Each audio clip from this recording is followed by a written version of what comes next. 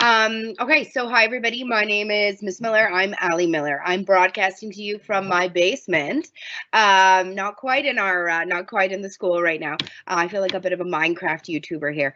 So I'm going to talk to you about drama and tech theater and broadcast journalism, and I'll talk to you about yoga shortly. But first, I'll just start with these three programs. So each of these courses that I run, like my pillars and my foundation of my courses is really all about building self and creative leadership skills. And it's incredibly important that we can come onto the stage, or we can come onto a platform like this in the virtual realm, or that we can work backstage or on the grid in the theater or up in the tech booth and be able to stand as tall awareness of who we are as creators and as leaders on set and in class all the time. So really everything that I do is about ensemble and crew communication.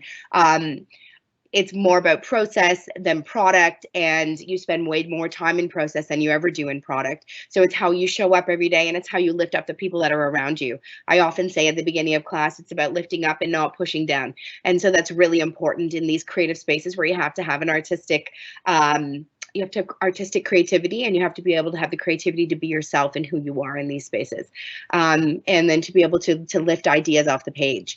So that's really what you do here. In drama, you're going to lift ideas off of a script and create characters and create the sound and the lighting and the audio that goes to tell that whole story. In broadcast journalism, it's about lifting up the stories of the community.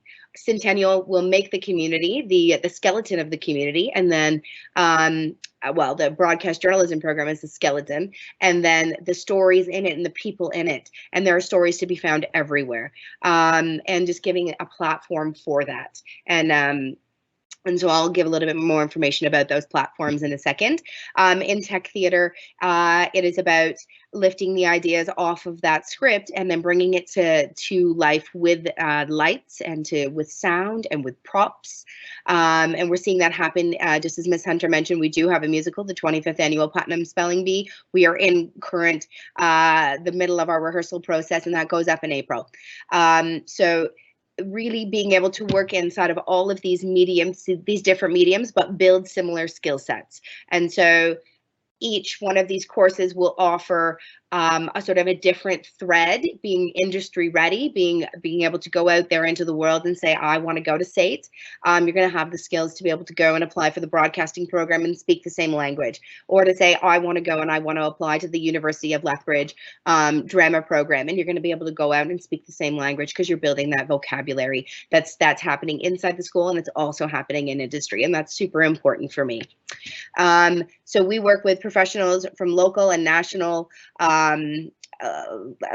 all across the country, and tech creatives and broadcasting organizations. So my students this year were immersed in two different virtual, because we're still living in the land of COVID. So I had, but also the land of COVID has offered us the opportunity to have these types of virtual experiences be way more normalized, and us learn the skill sets and the etiquette to be able to be here and to be able to perform in these spaces. So my students worked with Tara Rosling, who is a performer out of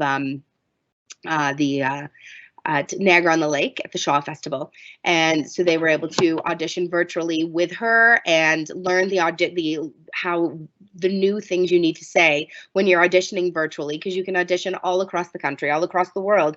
You just have to know your location and your height. And I'm requesting for pronouns. So we're really aware of what's happening in industry right now. That was Drama 10 2030 that did that. And tomorrow I actually have my tech theater kids. They're working with a wonderful man named Dan. He's a projectionist from Theatre Calgary. So we're working with people that are local, learning about what's happening locally, learning about the unions later on to be able to become contractors in this. So it's all about speaking the language, the vocabulary, being ready to build the foundation here to be able to jump up and go right into industry, and ask those questions. Can I have the next slide, Pam? Awesome. So these platforms that I'm talking about, so in drama, our platforms literally where we're performing, how we are expressing and sharing our creativity. So stage, voice acting, film, TV, the work you do in drama will help you be ready for those different industries. And there is lots of opportunity to go and seek these opportunities here in town and across the country and across the world. And you'll get ready for that in my space. In broadcasting, so broadcast journalism, you're going to be ready for the online platform. So TV, it'll prep you for programs like, say, my background, I come from Ryerson, radio and television. So it would I would have a portfolio that would be ready. Like as a student, I'd walk out with a portfolio that's ready to apply to those schools that'll ask for that. And Vimeo, just for broadcasting, we will produce 2 segments weekly, so twice weekly, and probably Tuesdays, Thursdays, our pre-live recorded segments will come out via Vimeo and a passcode that all staff will have, and they'll show at some point in their period 1 class. So you'll be ready for YouTube, you'll be ready for Instagram, you'll be ready for all of your online platforms for your communication and your ability to tell a story, your who, what, where, why, and when, and then to be able to shoot and edit that and write that. So there is writing and playwriting in drama as well, but it's just going to be different. Your platforms are different, your deliverables are different, and who is going to receive this information might be different or similar. So both courses will build different skill sets, but foster the same foundation. And in tech theater, you're going to be ready to technically run shows and to be able to technically work inside the school. My students have been contracting out for Miss Laurando in music at the music concert in the fall, and we also worked at the Remembrance Day Assembly, and we'll be running grad and different experiences. So you're going to work in school, you're going to work backstage, you're going to work in the tech booth, you're going to work at the grid, and you're going to be ready to tell those stories and support that work. Okay, next slide, please.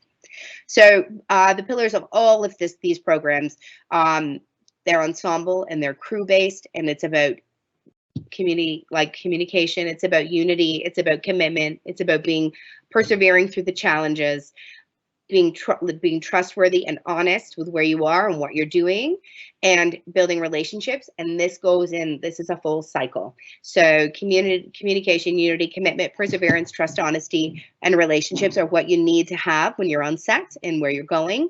And that's going to serve you here in this space at Centennial, at the Youth Drama Society, and it's also going to serve you as you go on into the world. So next slide, please. Okay, so you can watch this at your own leisure. This is the Drama and Tech Theater Program promo video. I'll go on to the next slide, and I think I have a broadcasting promo video. So broadcast journalism is a new program, so that video will be updated next year, but this just gives you an idea of sort of the shape and the space of all the stories that could be told. Next slide, please. So in yoga, this happens in the theater as well. This is really an opportunity for in the timetable to create space for yourself, really to cultivate self-discipline and personal management and coping skills through movement, meditation, and conversation rooted in yogic philosophy. So the opportunity that the students get here is super significant. I'm going to go to the next slide just with some of my student testimonials. And I've had students say to me, I didn't even know I needed this.